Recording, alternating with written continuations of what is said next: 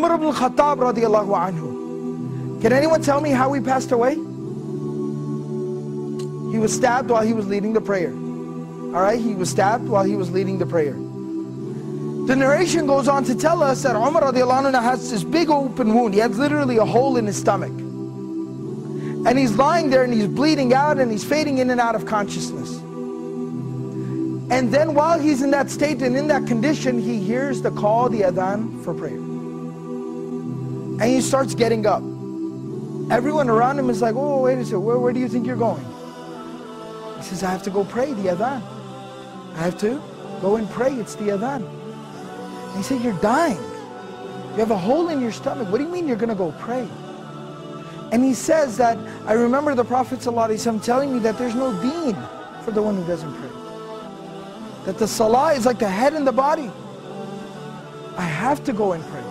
This was the commitment that these people had to prayer. As long as I'm alive, salah is something I do. That's the commitment, the connection that they had with prayer. So this is from Surah Maryam, Surah number 19, ayah number 31. My Lord has firmly commanded me to pray and to give charity or to purify myself as long as I am alive. Ma dumtu hayyan, as long as I remain alive.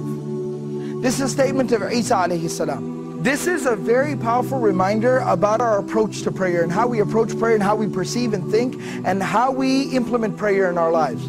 You see, we're supposed to pray, it's saying, as long as I am alive. Till my last breath, I am committed to salah, to prayer. Now what does that exactly mean?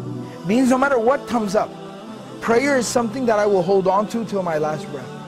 I will concern myself with till death.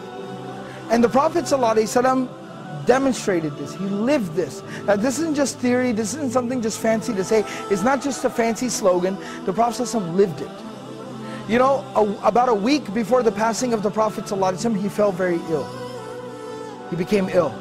And the Prophet ﷺ was incapable of standing up and even walking on his own very soon after. So the Prophet ﷺ, what he did, Prophet ﷺ would send for two Sahaba. They would come to his home and they would carry him. He'd put his arms around their shoulders and they would literally carry him to the prayer like this. But he'd still go for prayer in this condition. He'd still go to pray like this. Teaching us, prayer is something we do till our last breath.